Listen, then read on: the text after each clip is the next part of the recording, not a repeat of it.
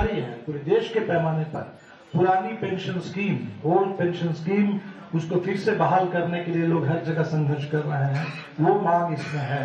पूरे बिहार में जो सामाजिक सुरक्षा की बात है, एक नई बात इसमें आप देखेंगे कि जो डिसेबल्ड लोग हैं, दिव्यांग लोग हैं, उनका जो पेंशन है उसको हम लोगों ने अलग किया है। जो बुजुर्गों का बाकी पेंशन है 1500 से उसको 3000 अलग किया गया है। तो हमें लगता है कि काफी बारीकी के साथ अलग अलग तबके की अलग अलग जरूरत, अलग अलग मांगों को देखते हुए उसका एक समन्वय बनाने की पूरी कोशिश हुई है। और सबसे जो बड़ा सवाल है कि जो भी इसमें वादा है उसको बिल्कुल पूरा करना है। ये इम्प्लीमेंटेबल है और इम्प्लीमेंट बिल्कुल किया जाएगा। और जैसे ही सरकार बनेगी फ्रॉम डे वन उससे इम्प्लीमेंटेशन का काम शुरू होगा। ये धरातल पर उतरेगा पूरे बिहार के अंदर।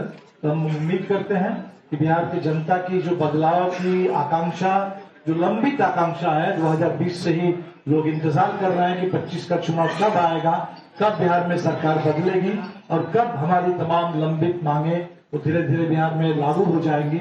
उसके लिए उस दिशा में एक मजबूत कदम है और पूरे बिहार से उम्मीद करते हैं कि लोगों का भरपूर समर्थन इस घोषणा पत्र के लिए, इसको लागू करवाने के लिए और नई सरकार बनाने के लिए मिलेगा। आप सबों का बहुत बहुत शुक्रिया। नमस्कार।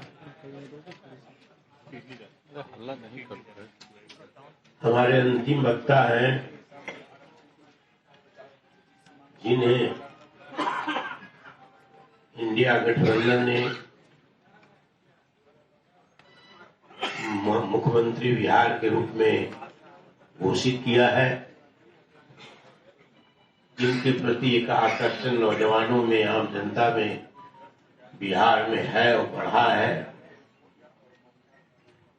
और जिन्होंने कई योजनाओं को, जो अभी दीपांकर भट्टाचार्य जी ने भी चर्चा की है, 2024 से ही घोषणा की है, जिसको लपक लिया है आंशिक रूप से एनडीए सरकार ने, पूर्ण रूप में नहीं स्वीकार किया है। उन सभी कार्यक्रमों को इसमें शामिल किया गया है। तेजस्वी में एक जीवट है, एक संकल्प है बिहार की बदहाली को बदलने के लिए, बिहार को नया रूप। कर्मचारी हैं पूरे देश के पैमाने पर पुरानी pension scheme, old pension scheme, उसको फिर से बहाल करने के लिए लोग हर जगह संघर्ष कर रहे हैं। वो मांग इसमें है। पूरे बिहार में जो सामाजिक सुरक्षा की बात है, एक नई बात इसमें आप देखेंगे कि जो डिसेबल्ड लोग हैं, दिव्यांग लोग हैं, उनका जो पेंशन है उसको हम लोगों ने अलग किया है। जो बुजुर्गों का बाकी पेंशन है 1500 से उसको 3000 अलग किया गया है। तो हमें लगता है कि काफी बारीकी के साथ अलग अलग तबके की अलग अलग जरूरत, अलग अलग मांगों को देखते हुए उसका एक समन्वय बनाने की पूरी कोशिश हुई है। और सबसे जो बड़ा सवाल है कि जो भी इसमें वादा है उसको बिल्कुल पूरा करना है। ये इम्प्लीमेंटेबल है और इम्प्लीमेंट बिल्कुल किया जाएगा। और जैसे ही सरकार बनेगी फ्रॉम डे वन उससे इम्प्लीमेंटेशन का काम शुरू होगा। ये धरातल पर उतरेगा पूरे बिहार के अंदर। तो हम उम्मीद करते हैं कि बिहार की जनता की जो बदलाव की आकांक्षा, जो लंबित आकांक्षा है, 2020 से ही लोग इंतजार कर रहे हैं कि 25 का चुनाव कब आएगा, कब बिहार में सरकार बदलेगी और कब हमारी तमाम लंबित मांगे वो धीरे धीरे बिहार में लागू हो जाएंगी। उसके लिए उस दिशा में एक मजबूत कदम है और पूरे बिहार से उम्मीद करते हैं कि लोगों का भरपूर समर्थन इस घोषणा पत्र के लिए, इसको लागू करवाने के लिए और नई सरकार बनाने के लिए मिलेगा। आप सबों का बहुत बहुत शुक्रिया। नमस्कार। हमारे अंतिम वक्ता हैं जिन्हें इंडिया गठबंधन ने मुख्यमंत्री बिहार के रूप में घोषित किया है,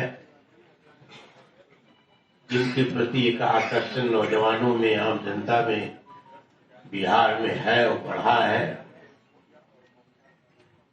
और जिन्होंने कई योजनाओं को, जो अभी दीपांकर भट्टाचार्य जी ने भी चर्चा की है, 2024 से ही